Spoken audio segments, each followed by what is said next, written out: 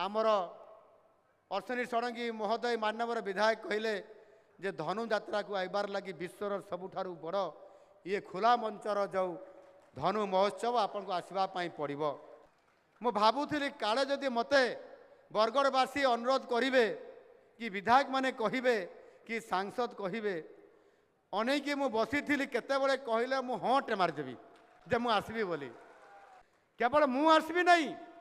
मो सरकार समस्त मंत्री परिषद सदस्य माने मध्य बारंबार बरगढ़ जिला को आसबे आज मत एठी आमर अश्विनी षडंगी महोदय मानवर विधायक कहले जे धनु यात्रा को आइबार लगी विश्वर सबुठारु बड़ ये खुला मंचर जो धनु महोत्सव आपन को आसवा पड़ो मत निमंत्रण खारी करले ना मत कहले आपन को आसवा पड़ो मोर भी भारी इच्छा थिला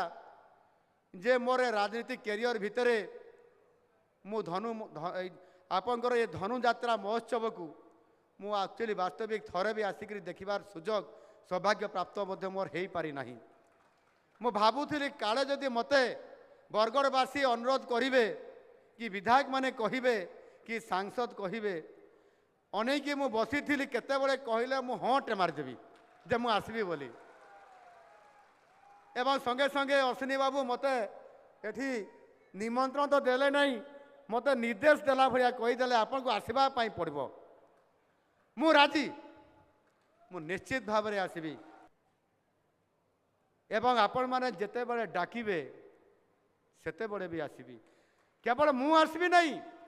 मो सरकार समस्त मंत्री परिषद सदस्य माने मध्य